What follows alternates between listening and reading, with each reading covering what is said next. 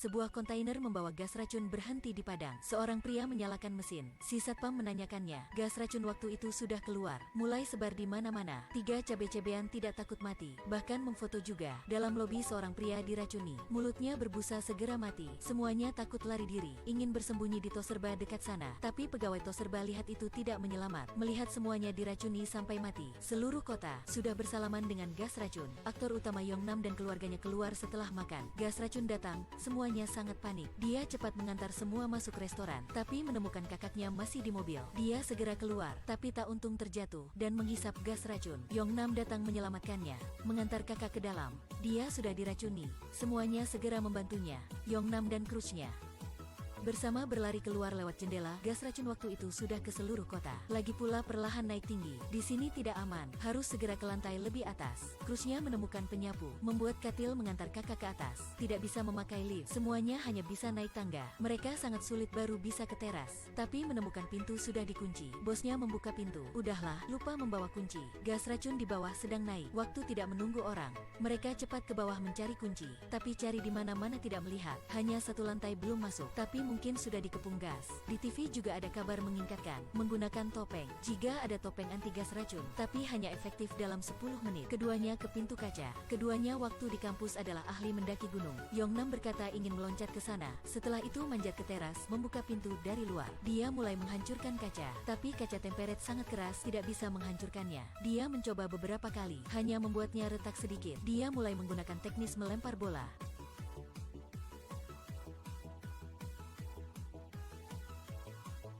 Kaca akhirnya sudah terpecah. Dia menemukan tali besar, mengikat di pinggul, mengikat lagi tali sepatu, siap beraksi. Ayahnya mencegahnya, bahaya sekali, jangan pergi. Setelah itu ibu juga datang. Yongnam tahu tidak bisa ragu-ragu, satu orang untuk semuanya. Dia mulai mundur.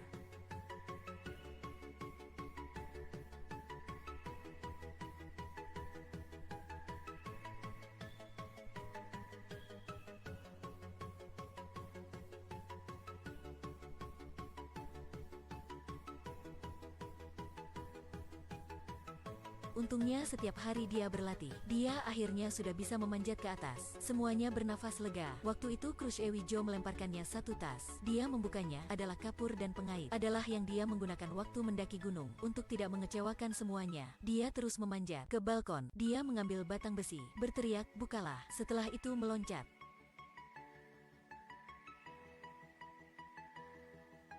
Yongnam mengambil batang besi. Setelah itu berteriak, bukalah. Setelah itu meloncat.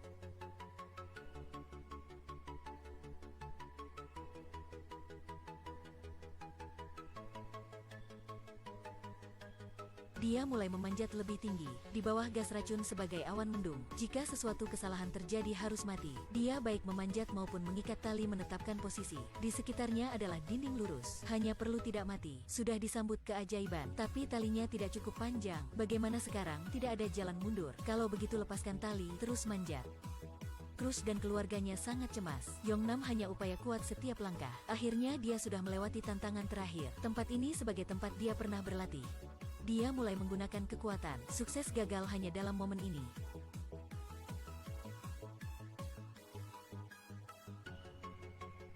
Akhirnya dia sudah sampai. Dia masuk dalam. Dia membuka pintu. Semuanya sangat senang melihat semuanya aman dan mata cemas dari Krush. Dia merasa semuanya sangat berharga. Waktu itu helikopter sedang lewat. Semuanya berteriak, tapi lawan tidak dengar. Ewijo sangat pintar, menyuruh semuanya menggunakan lampu HP untuk menarik perhatian, juga menemukan kotak listrik, membuat lampu di bawah berurutan mati nyala, lampu berkelip memperhatikan pilot. Semuanya masuk tangga tali, tapi sampai Ewijo, tangga sudah berlebihan. Semuanya menyuruhnya sementara bersembunyi. Si ayah menyuruh Yongnam cepat menaiki tangga. Akhirnya keduanya berpisah.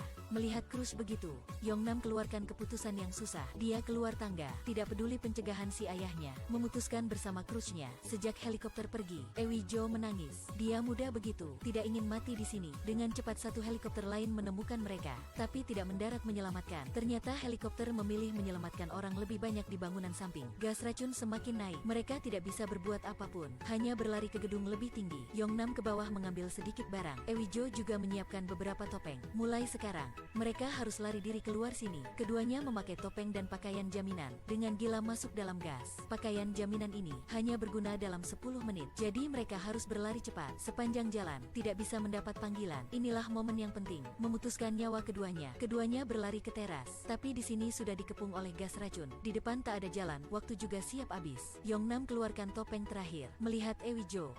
Setelah itu memutuskan mengganti topeng terakhir. Sendiri berlari. Musibah datang tetap menyelamatkan diri. Pasti pria adalah yang tidak layak dipercayai. Hanya bisa melawan sendiri. Dia juga seorang jenius mendaki gunung. Dengan cepat sudah manjat ke lantai atas. Setelah itu menghina si pria jahat banyak. Betul si pria jahat. Meninggalkan aku di sini. Aku menjadi hantu juga tidak mengampunimu ya Yongnam. Baru menghina, Yongnam muncul dari bawah. Ternyata dia membahayakan nyawa dirinya. Ke bawah mencari topeng baru untuk Crush. Betul, si pria korban diri untuk bersamaannya. Bagaimana bisa lari diri sendiri ya? Keduanya terus berlari ke ruang kebugaran. Hanya ada topeng terakhir, tidak bisa ke bawah lagi. Ingin keluar sini, harus meloncat ke gedung samping. Keduanya berpikir cara melempar dumbbell. Setelah itu akan merangkak dengan tali ke sana. Ewijo badannya fleksibel, susuk merangkak ke sini. Yongnam juga cepat merangkak, tapi baru di tengah jalan gas mulai naik. Berpikir ke Crush, Yongnam memutuskan kembali. Gas datang. Dia segera ingin pergi, tapi tali di badan mencegahnya. Dia melihat pengait, lepaskannya atau tidak. Waktu itu sampai gilirannya memutuskan. Hidup mati dalam satu momen. Mendadak ada suara berteriak dari jauh. Satu dumbbell datang.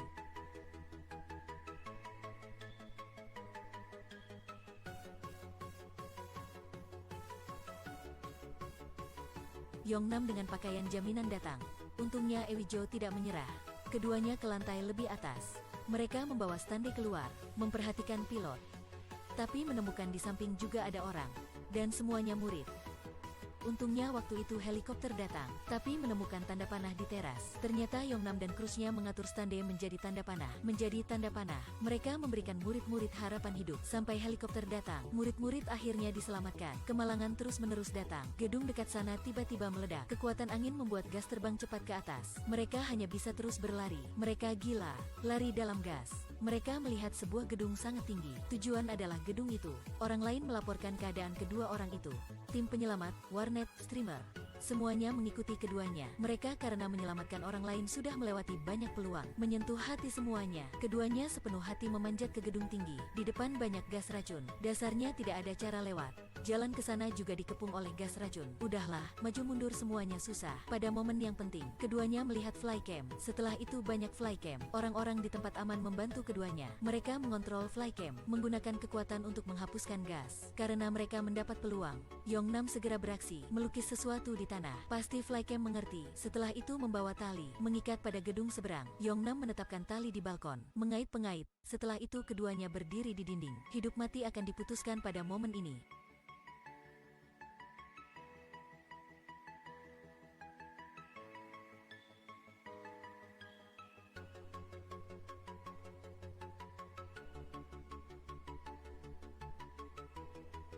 Keduanya macet di tengah udara. Tali juga mulai bergerak. Pada momen yang penting, Ewijo keluarkan pisau dalam tas Yongnam, memutuskan memotong tali. Setelah itu lewat. Momen ini, hidup mati hanya berjarak satu benang.